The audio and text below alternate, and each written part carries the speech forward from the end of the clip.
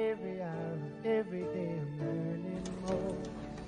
The more I learn, the less I know about people. तुम्हें नहीं लगता हम अपने रिश्ते का चार्म खो रहे हैं ऋषभ? Are you mad, मेधा? क्या हो गया है तुम्हें? शायद मैं ओवर रिएक्ट कर रही हूँ, लेकिन आधे घंटे से हम इस टेबल पर बैठकर अजनबियों की तरह यहाँ वहाँ देख रहे हैं। This is not healthy, Rishabh. नहीं मेधा, अजनबी हम नहीं हो रहे, सिर्फ एक अजनबी से हालात में फंस गए हम लोग। और कभी कभार जिंदगी में ऐसे मोड़ आ जाते हैं। मेधा, मैं समझता हूँ कि हर रिश्ते की यही अग्नि परीक्षा होती है। कौन से अजनबी हालात? अब देख लो ना, एकदम से ईजीएम का सर पे आ जाना, फिर राव अंकल के प्लॉट की कंट्रोवर्सी, और हाल ही में स्वेतलाना के बेटे का किडनैप। लेकिन मेरा ताज्जुब की बात तो यह है कि आजकल ये हालात मुझे तुम्हें खबर के तौर पे सुनाने पड़ते हैं। शायद तुम्हें मुझे इन्वॉल्व नहीं करना चाहते अपनी बातों में ऋषभ, या शायद तुम कुछ ज्यादा बिजी हो गई हो अपने लाइफ में। मेरे प्रॉब्लम सुनने के लिए तुम्हारे पास वक्त ही नहीं है। कहाँ बिजी हो गई हूँ मैं? शायद अपने पुराने दोस्तों में। मैं जानती थी कि यह कमेंट तुम जरूर करोगे। तो तुम अब मुझे जानने भी लगी हो। Good, very good. Rishabh please, तुम एक बात समझ लो, मैं इस किस्म का। इधर से बाहर निकलने का कोई रास्ता है? क्या पूछे सर आपने? जल्दी बाहर निकलने का कोई रास्ता है? वो पीछे थे सर। रुक जा त्यागी, बड़े मुश्किल से तो आज हाथ लगा है, ऐसे नहीं जाने दूंगा तेरे को। हिलना नहीं, हाँ हिलना नहीं तो लड़की के गले पे कांटा लग जाएगा। लड़की को छोड़ दे वरना गोली इसके आर पार हो जाएगी। मैं 3 तक गिनूंगा, उसके बाद इस लड़की को कुछ भी हुआ तो उसका जिम्मेदार तू होगा। उस दिलों की तरह बात करता है। चला, जब तेरे को मालूम था कि अपन तेरे को फिनिश करने का जुगाड़ ढूंढ रहा है तो तेरे को ऐसे अकेले नहीं निकलना चाहिए था त्यागी।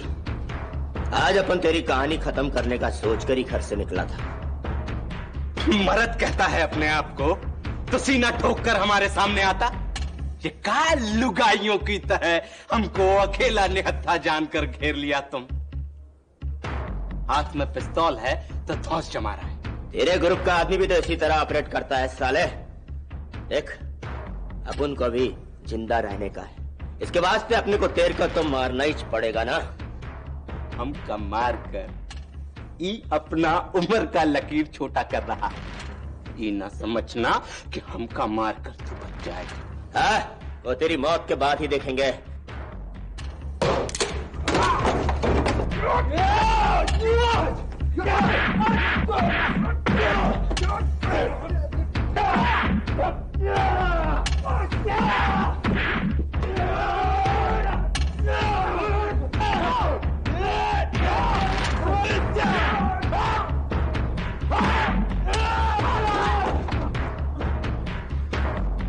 तू जो भी है मैं तुझे देख लूंगा।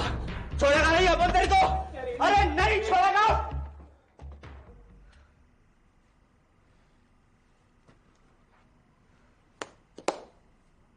वाह दोस्त वाह, तुम खालिस मर्द निकला।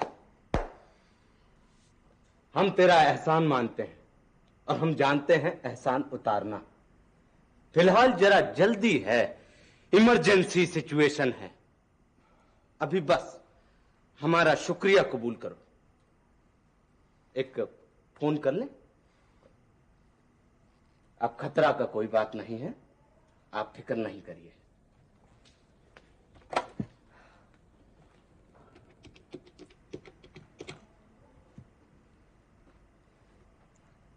कौन बोलता?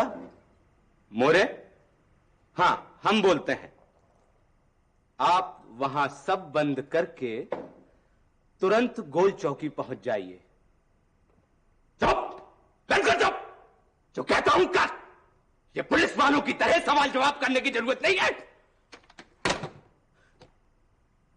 अच्छा भैया, हम मुलाकात करते हैं फिर आपसे। अभी बस हमारा धन्यवाद स्वीकार कीजिए। और भौजी, वो जो तुम्हारा गर्दन पर हमने कांटा रखा था ना, उसके लिए हम शर्मिंदा हैं।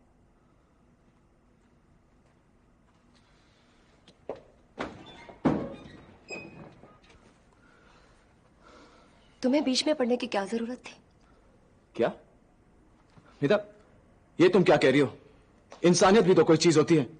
अरे मैं अपनी आंखों के सामने उस आदमी को मरते कैसे देख सकता था? अगर वो आदमी मेरे सामने मर जाता, मैं अपने आप को कभी माफ नहीं कर पाता। मेदा, तुम जानते हो ऋषभ, ये इंसान नहीं जानवर है। इनकी दुनिया खूंखार जानवरों का एक जंगल है, और जो भी इसमें शामिल होता है उसे बहुत बड़ी कीमत चुकानी पड़ती है। मेदा, इन जानवरों के भी चंद उसूल होते हैं। अगर वो आदमी चाहता तो तुम्हें ढाल बनाकर अपनी जिंदगी बचा सकता था, लेकिन उसने ऐसा नहीं किया। लेकिन ऋषभ, वो क्या मेरा ऐसे डर डर कर सहमे सहमे जीना मेरी फितरत में नहीं है। जो होगा सो देखा जाएगा। होगा ये कि दो राइवल ग्रुप्स में से एक तुम्हारा दोस्त हो जाएगा और नेचुरली दूसरा दुश्मन। जिसकी तुमने पिस्तौल खींची है ना, वो तुम्हें नुकसान पहुंचाने का कोई ना कोई मौका ढूंढ लेगा।